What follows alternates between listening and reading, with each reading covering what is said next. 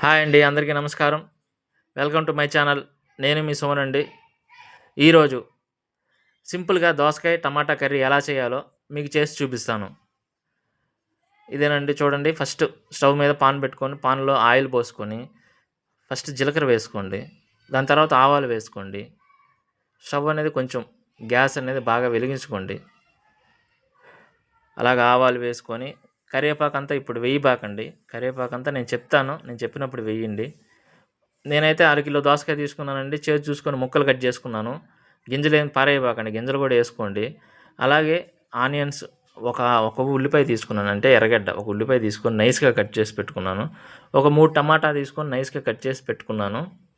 అలాగే మీరు కూడా కట్ చేసి పెట్టుకోండి. కరివేపాకు అయితే ఇప్పుడు వేయబాకండి. ఇప్పుడైతే ఆవాలు జీలకర్ర కొంచెం వేగగానే మనం ఉల్లిపాయ అనేది వేసుకుందాం. చూడండి నేను ఎలా కట్ చేశాను. మన ఆమ్లెట్కి కోసుకుంటాం కదా ఉల్లిపాయ, అదే ఎర్రగడ్డ, అలా కట్ చేసి పెట్టుకోండి. అలా కట్ చేసుకుంటే మీకు తొందరగా రిజల్ట్ అనేది తెలుస్తుంది. ఇలా వేసుకున్నాను, చూసారా? వేసుకొని ఒకసారి కలిపాక మనకు ఆనియన్స్ అనేవి దోరగా తొందరగా అవ్వాలంటే సాల్ట్ అనేది యాడ్ చేసుకోవాలి. ఈ కర్రీయే కాదు, ఏ కర్రీకైనా కల్లుప్పు కాకుండా సాల్ట్ యాడ్ చేసుకున్నామంటే మనకి త్వరగా గోల్డ్ కలర్ రిజల్ట్ అనేది తొందరగా తెలుస్తుంది. గోల్డ్ కలర్లోకి వచ్చేస్తాయి ఆనియన్స్, అంటే మనకి త్వరగా వేగిపోతాయి అన్నమాట. ఎక్కువ టైం తీసుకో. అలా వేగగానే మనం కట్ చేసుకు పెట్టుకున్న దోసకాయ ముక్కలు ఉంటాయి కదా, అవి కూడా ఈ ఆనియన్స్లో యాడ్ చేసుకుందాం. ఇదిగోండి, చూడండి నేను ఎలా కట్ చేశాను. గింజలు కూడా అలాగే ఉన్నాయి. గింజలు ఉంటే ఇంకొంచెం టేస్ట్ ఉంటుందండి. ఓకేనా? ఇలా కట్ చేసుకొని ఒకసారి కలుపుకొని మూత పెట్టేసుకుందాం. మూత పెట్టుకుంటే మనకు దోసకాయ అనేది తొందరగా మగ్గిద్ది అనమాట. మగ్గటం అంటే ఉడికిద్ది. ఓకేనా?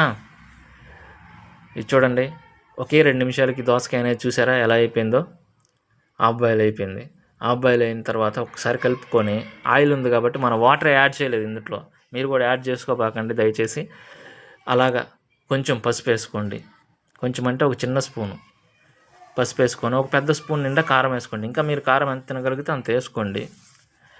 ఇంతేనండి. వేసుకున్న తర్వాత గంటి తీసుకొని కలుపుకుందాం. కలుపుకొని నీట్గా ఆ ఆయిల్లోనే ఈ దోసకాయ అనేది కొంచెం ఫ్రై అయిపోతుంది. అంటే ముక్కలకు ఉప్పు కారం అనేది అన్నీ బాగా పడతాయి. ఒకసారి మూత పెట్టుకున్నది 1 నిమిషం, అంతే, ఒకే నిమిషం తర్వాత తీసామంటే ఆ కారం పసుపు అనేవి బాగా పట్టి, చూసారా? ఆ దోసకాయలో ఉండే ఆయిలు ఇవన్నీ కరెక్ట్గా సెట్ అయిపోయినాయి. చూసారా?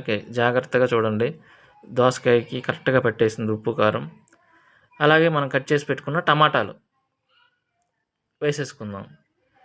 3 టమాటాలు చూసారు కదా నేను ఎలా కట్ చేశాను నైస్గా. అలా కట్ చేసి వేసుకుంటే మనకు కొంచెం టమాటా కూడా తొందరగా మగ్గిపోతుంది. వాటర్ పోయబాకండి. టమాటాని కలిపారనుకో, ఇప్పుడు అడుగు అనేది బాగా కలుపుకోండి. ఇంతకు ముందులో మనం వాటర్ ఏం పోయలేదు కాబట్టి ఆయిల్ ఏమి ఉంటుంది కదా, ఈ వేడికి ఈ టమాటా కూడా తొందరగా మగ్గుతుంది అనమాట.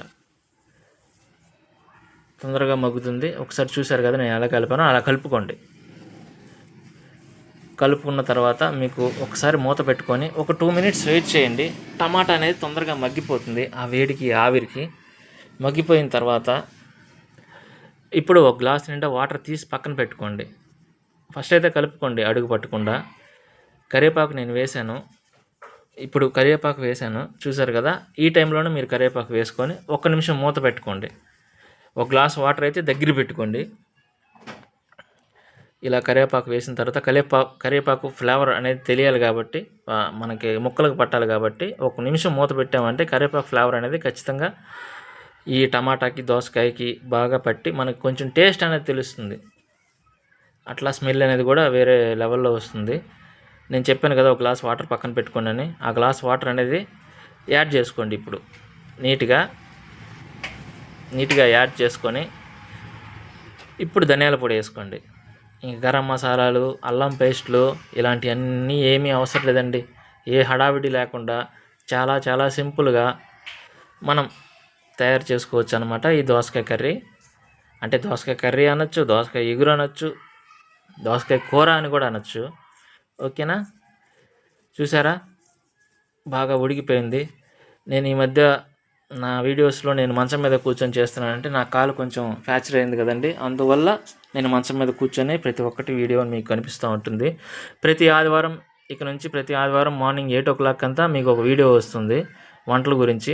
ప్రతి 2 డేస్‌కి ఒకసారి ఒక టిప్ అయితే వస్తుంది.